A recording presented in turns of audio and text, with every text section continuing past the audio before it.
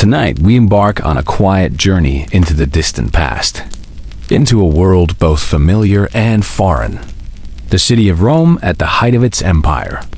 Imagine yourself settling comfortably, your body growing heavy as you prepare to drift into sleep. The sounds of your modern world slowly fade away, replaced by the gentle murmur of another time. So before you get comfortable, take a moment to like the video and subscribe, but only if you genuinely enjoy what I do here. And let me know in the comments where you're tuning in from and what time it is for you. It is always fascinating to see who's joining us from around the world. Now dim the lights, maybe turn on a fan for that soft background, and let us ease into tonight's journey together. Picture narrow cobbled streets under the dim glow of oil lamps. Walls rise close together, and above you, the night sky is just a thin ribbon framed by stone.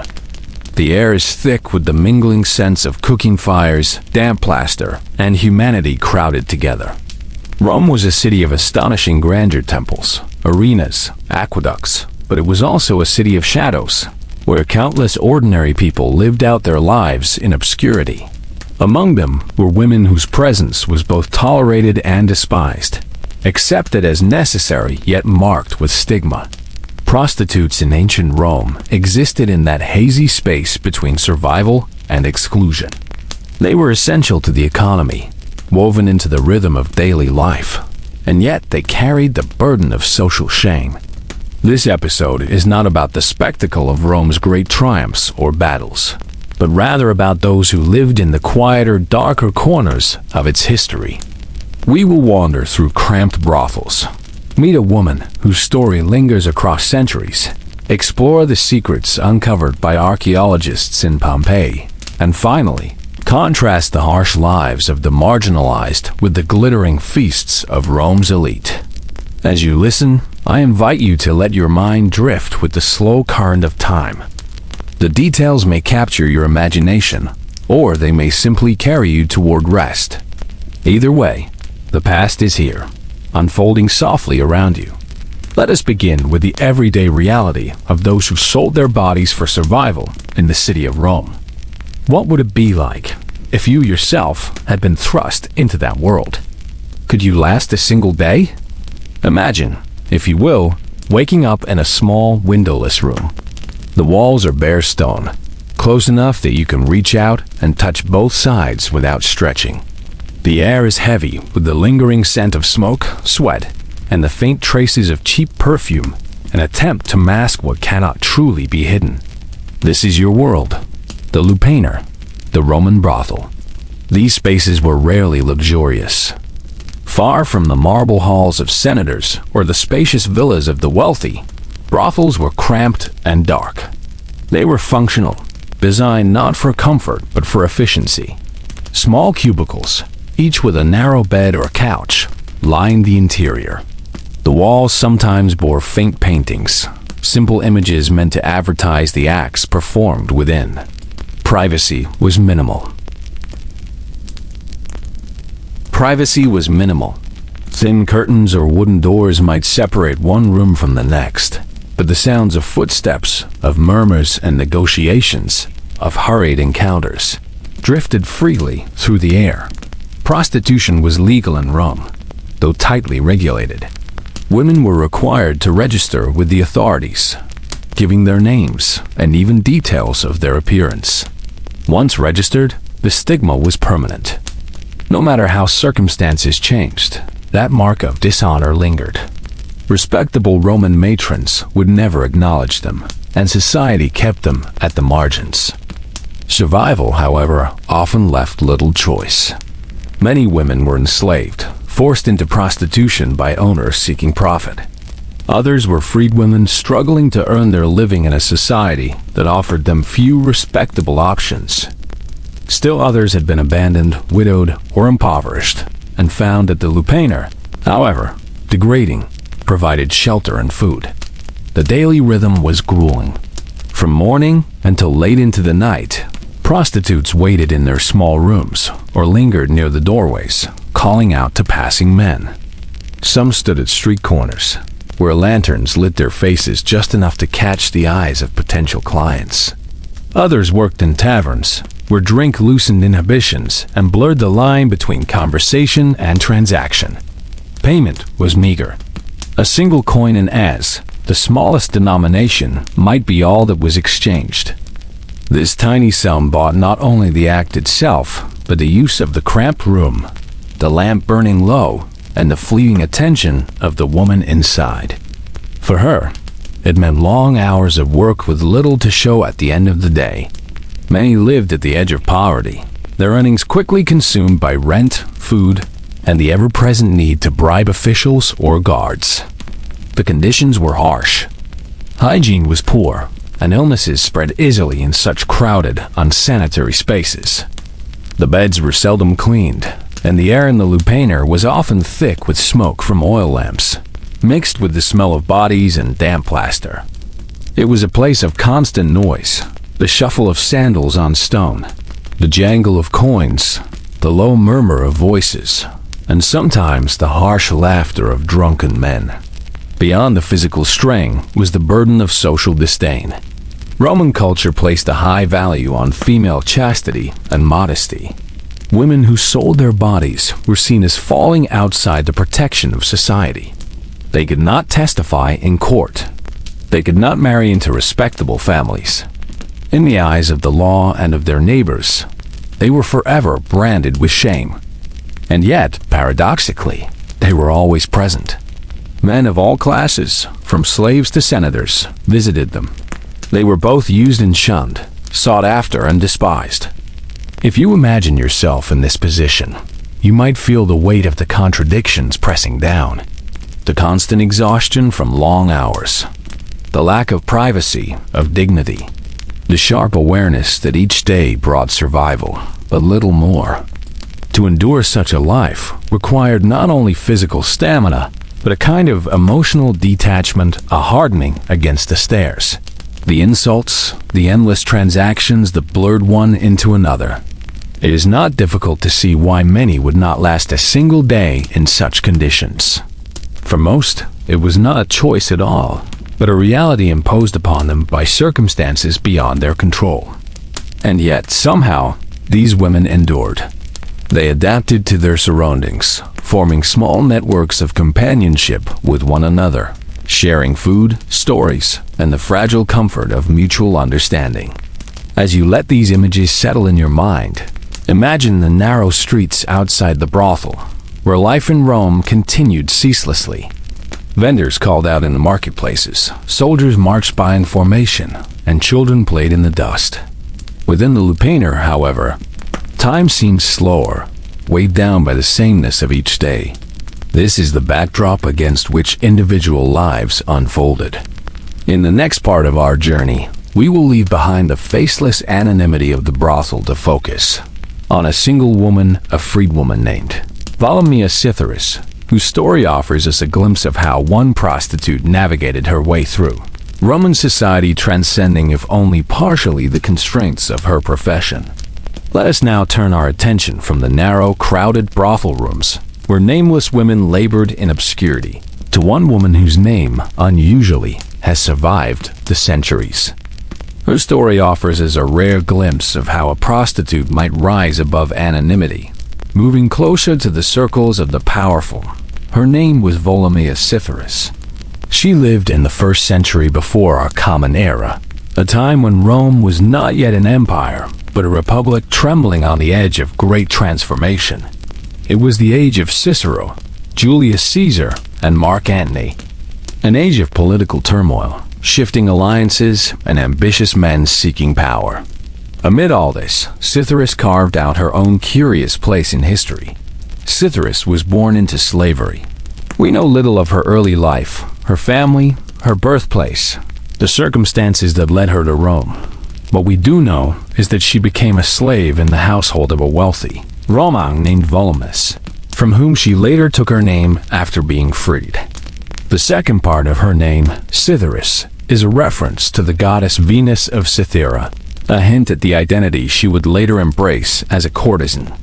Unlike the nameless women confined to lupanaria, Cytheris entered the world of higher-class prostitution, what the Romans called meretrices, honest courtesans, who entertained not only through sex, but through wit, charm, and culture. She was known not simply for her body, but for her mind. She performed on stage as an actress, a profession that in Rome carried both fame and disrepute. The actresses were admired for their artistry, but considered morally suspect, their lives forever linked to sensuality. Cytheris was talented, and her performances drew attention. Before long, she became the mistress of a powerful Roman general, Marcus Antonius, better known to us as Mark Antony, one of Julius Caesar's closest allies. For a time, she accompanied him as he traveled, even appearing publicly at his side. This was highly unusual, for Roman customs discouraged respectable men from displaying their mistresses openly. That Antony did so suggests not only his affection but also Cytheris's remarkable presence. Imagine her, dressed finely, riding in a carriage alongside Antony as he made his way through Rome's crowded streets. Onlookers would have stared, some in admiration, others in disapproval. Roman matrons, wrapped modestly in their stolas, would have looked away in disdain, for Cytheris represented everything they were taught to reject: public display, sensuality, independence from the constraints of respectability. Yet, her life was not without dangers. Being associated with powerful men could elevate a courtesan, but it also exposed her to the scorn of rivals and critics. Cicero, the famous orator, mocked Antony for traveling with a courtesan like Cytheris. To him, she symbolized Antony's moral weakness, a softness unworthy of a statesman. Through such words, we glimpse how Roman society viewed women like her. Fascinating, influential even, but always tainted by their profession. Still, Cytheris seems to have navigated these challenges with skill. She earned not only wealth, but also recognition.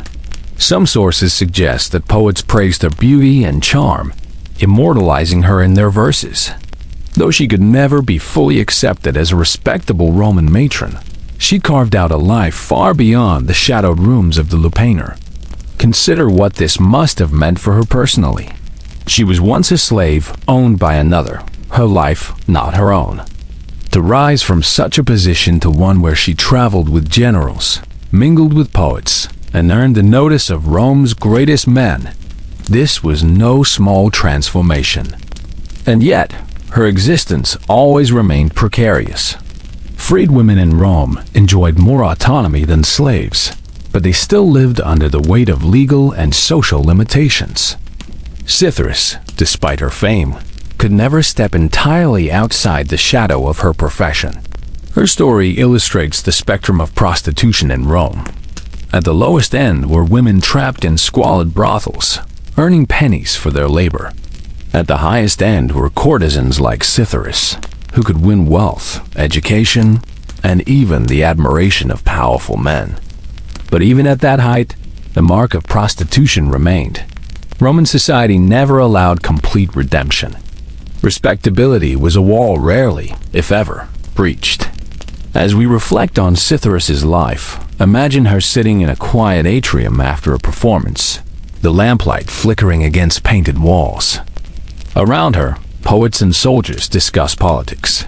Laughter drifts through the air, and Antony's booming voice carries across the room. She is present, admired, perhaps even envied, but always slightly apart, her identity never forgotten. There is a certain poignancy to her story.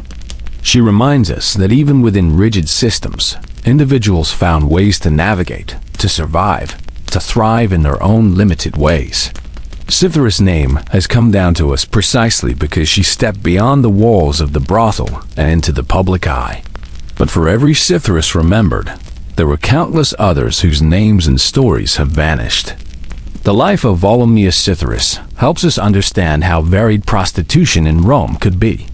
It was not a single experience, but a spectrum, shaped by class, by circumstance, by fortune. Her tale also prepares us for our next exploration.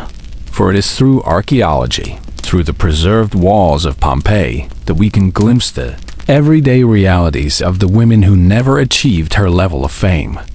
In the stillness of buried ruins, we will discover what their rooms looked like, what they painted on their walls, and what words they scratched into plaster.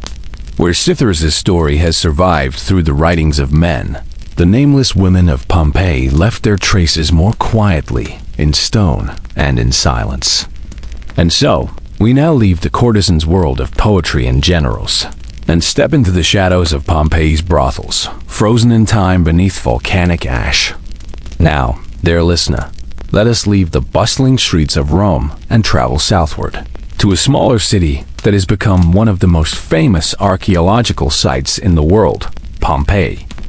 Here, at the foot of Mount Vesuvius, time was suddenly halted in the year 79 of the Common Era, when fire and ash descended, covering streets, homes, temples, and taverns. What was once vibrant life was sealed away in layers of stone and cinder, preserved for nearly 2,000 years.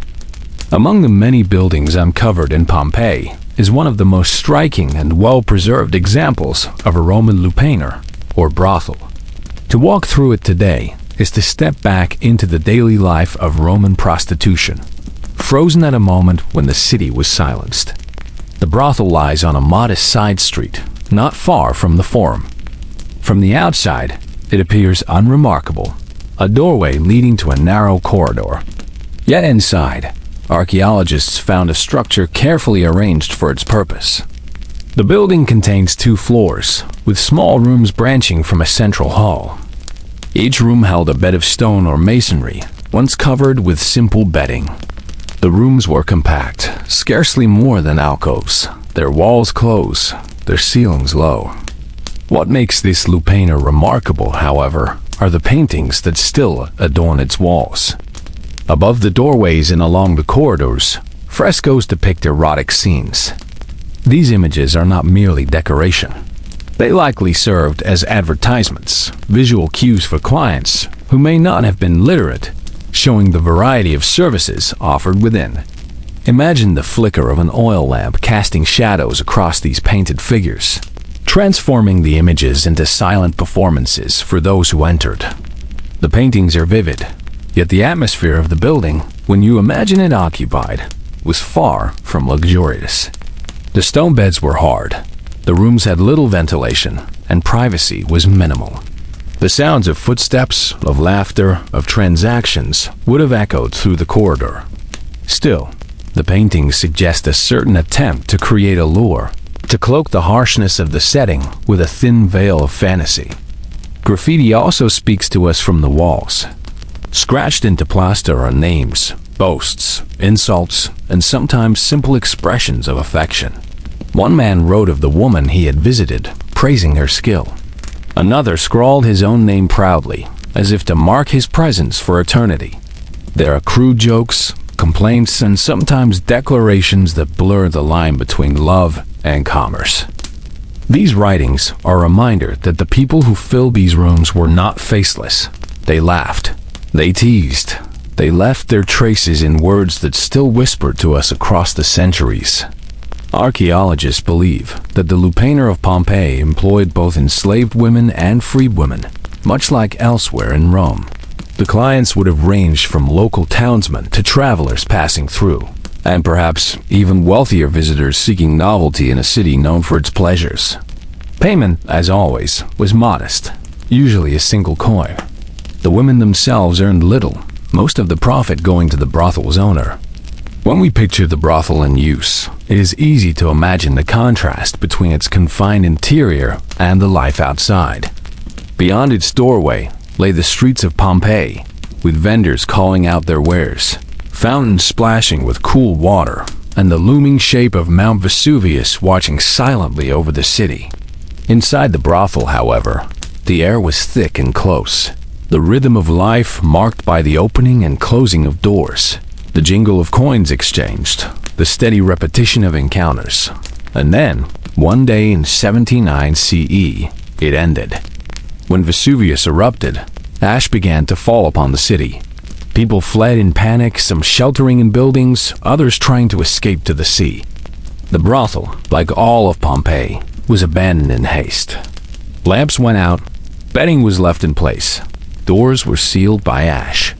In that moment, the daily cycle of the lupanar was halted, frozen in the posture of its final day.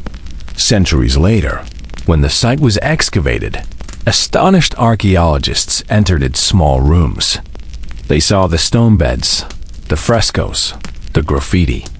They realized that here was not only a place of commerce, but a fragment of human life, preserved almost as if time itself had taken a deep breath and paused. For modern visitors, walking through the lupanar of Pompeii is a strange experience. There is curiosity, even humor, in seeing the paintings, but there is also a sobering realization. Behind these images and these walls were real women, with real lives, who endured hardship for the sake of survival. Their names, unlike Cytheris's, are gone, but their runes, their art, and their words remain, faint echoes of lives once lived. The mystery of Pompeii's brothels lies not only in what was preserved, but in what is absent. We do not know the individual stories of the women who worked there. We cannot hear their voices directly. What we have are fragments, paintings, scratches in plaster, the mute shapes of stone beds, and from these fragments, we reconstruct the world. As you reflect on this, imagine the silence of Pompeii today. The city lies still, its streets empty, its houses roofless, its fountains dry.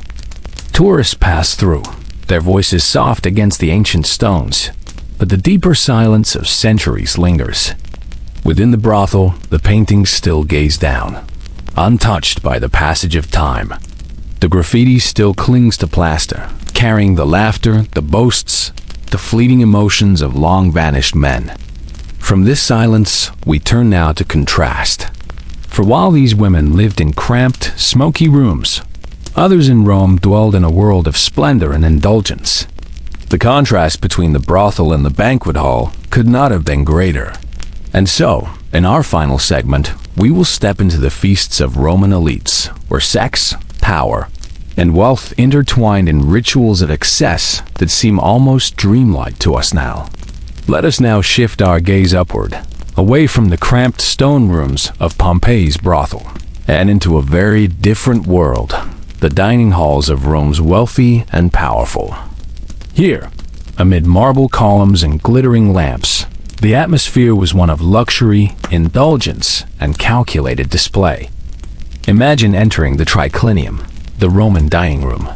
The air is filled with the fragrance of roasted meats, honeyed wine, and exotic spices brought from distant provinces. The floor beneath your feet gleams with intricate mosaics, geometric patterns, or mythological scenes designed to dazzle the eye. Reclining couches, covered in rich fabrics, are ranged in a U-shape around a low table. Oil lamps flicker, casting soft light across polished silver vessels, glass cups, and gilded bowls. This was the world of the elite banquet, a place where food and entertainment merged with politics and social maneuvering. To be invited to such a feast was both an honor and an opportunity, for here alliances were formed, friendships deepened, and power quietly displayed. Sex, too, had its place in these gatherings, not in the hurried, transactional way of the lupanar, but as part of a larger performance of wealth and control. Wealthy Romans sometimes hired entertainers, musicians, dancers, acrobats to amuse their guests. Among these could be courtesans, trained not only in physical allure but in conversation, wit, and song. Their presence was as much about charm as it was about intimacy. In these halls, women like Volumnia Cytheris might appear, not in the shadows but in the glow of lamplight, reciting poetry or sharing laughter with senators and generals.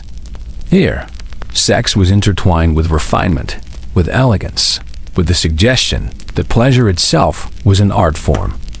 Yet behind this sheen of sophistication, the reality remained the same. The women were performers, their value tied to the satisfaction of others. For the elites reclining on couches, surrounded by abundance, the contrast with the brothel was stark. Where the prostitute in Pompeii labored for a single coin, the courtesan at a feast might be adorned with jewelry, draped in silks, her presence a symbol of her patron's status. The feasts themselves could last for hours, even into the night.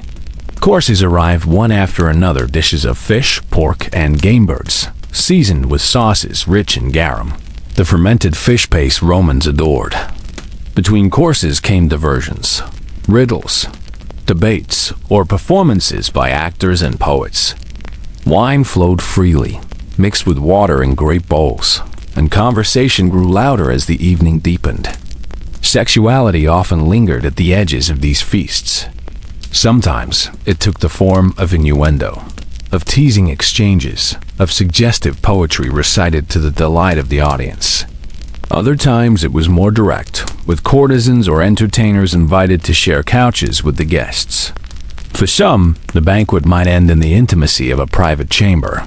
For others, the night's pleasures were more about spectacle than personal indulgence. It is important to remember, though, that even in this world of apparent freedom, women were rarely equals. Respectable Roman matrons seldom appeared at these feasts. Their role was confined to the household, their virtue defined by modesty and discretion. It was the courtesans, the actresses, the dancers women marked as outsiders who inhabited this realm of public pleasure. They were admired, even celebrated in the moment, but seldom granted lasting respect. The contrast with the brothel is striking. In both spaces, women's bodies and presence were commodities, yet the surroundings transformed the experience. The poor prostitute of Pompeii labored in a bare stone room. The courtesan in Rome reclined on embroidered couches amid silver goblets and perfumed air. The divide reflected not only class, but also the peculiar Roman ability to embrace contradictions, to despise prostitution publicly while indulging it privately, to scorn courtesans while celebrating them in verse, to revere chastity in wives while seeking pleasure with others. As you picture these banquets, allow the sounds to fill your imagination, the clink of cups, the soft notes of a lyre, the murmur of voices rising and falling like the rhythm of waves. See the play of lamplight on polished metal, the glimmer of jewelry against silk. Smell the rich spices, the sweetness of honey cakes, the sharp tang of wine. It was a sensory world, designed to overwhelm, to impress, to remind guests of the host's wealth and influence. And always, beneath the laughter and the music, there was an undercurrent of power. For in Rome, indulgence was never only about pleasure. It was about showing that one could afford pleasure, that one's resources and influence were great enough to sustain excess without consequence. The presence of courtesans and entertainers, their beauty and charm displayed for the enjoyment of all, was part of this same performance. In reflecting on these feasts, one cannot help but feel the sharp contrast with the lives we explored earlier. The brothel, the courtesan, the banquet hall all are part of the same system, yet experienced so differently. For the poor prostitute, survival was a daily struggle. For the courtesan, survival was negotiation and performance. For the elite, these lives existed merely as background to their own display of dominance. And now, as we near the end of our journey, we step back from both the shadow brothel and the glittering triclinium. We return to the present, to our own time, where the silence of history allows us to reflect without the noise of the feast or the murmurs of the lupanar. In our conclusion, we will gather these threads together. The harshness of survival, the rare story of triumph, the silence of the ruins, and the glitter of elite indulgence, and allow them to settle into a quiet reflection. From the struggles of Roman prostitutes to the feasts of the powerful, history offers us a mirror, one that reminds us of how far humanity has traveled and how much remains the same. And so, dear listener, we come to the quiet end of our journey through the hidden world of prostitution in ancient Rome. We began in the cramped brothels, where nameless women endured long hours in airless rooms, surviving on meager coins and burdened by the permanent stain of social stigma. We walked briefly beside one who escaped anonymity, Volumnia, Cytheris, whose wit and beauty carried her into the circles of generals and poets, yet never freed her from the shadows of her past. We wandered the silent brothel of Pompeii, its frescoes and graffiti frozen in time, whispering of laughter, exchanges, and lives abruptly halted. And finally, we reclined among the elite in their banquet halls, where courtesans appeared in silks and jewels, their presence woven into rituals of wealth and excess. Together, these fragments reveal not one story, but many threads woven into the tapestry of Roman society. Prostitution was at once everywhere and nowhere, publicly acknowledged, yet socially despised, legally tolerated, yet morally condemned, essential to daily life, yet relegated to the margins. It is worth pausing here to reflect on how the Romans themselves understood this contradiction. To them, prostitution was part of the natural order. Philosophers argued that it served as a safeguard for respectable wives, providing an outlet that protected households from scandal. Magistrates regulated it, ensuring the city's rhythm was maintained. Clients from every class, slaves, merchants, senators passed through its doors. Yet the women themselves, without whom the system could not exist, were denied honor, denied place, and denied place. And still, they endured. If you imagine yourself returning now to the brothel of Pompeii, the air still heavy with the smell of lamp smoke and stone, you may feel the rhythm of their lives, the long waiting, the brief encounters, the endless repetition. The graffiti on the wall, scratched quickly with a stylus, tells us they laughed sometimes and teased and sought connection. Survival was their constant work, but within that survival were sparks of humanity. Or perhaps you find yourself thinking of Cytheris, seated at the edge of a feast, her voice carrying a poem into the air, her laughter mingling with that of soldiers and poets. She reminds us that even within constraint, individuals could carve out lives of influence. Yet her presence also highlights how rare such stories were, how exceptional the circumstances had to be for a prostitute's name to echo across centuries. And then there is the banquet hall, filled with fragrance and song, where courtesans became ornaments of status. Here, the same system that degraded women in brothels elevated them, briefly, to symbols of refinement. Yet the essence remained unchanged. Beneath the silks and jewels lay the same precarious reality, a life shaped by the desires of others, never entirely her own. History often leaves us with more silence than sound. We know the voices of Cicero, of Antony, of poets and generals. But the women of the Lupernaria, who filled the nights with their labor, who walked the streets in lamplight, who scrawled their names on plaster walls, they remain nameless, their voices unheard.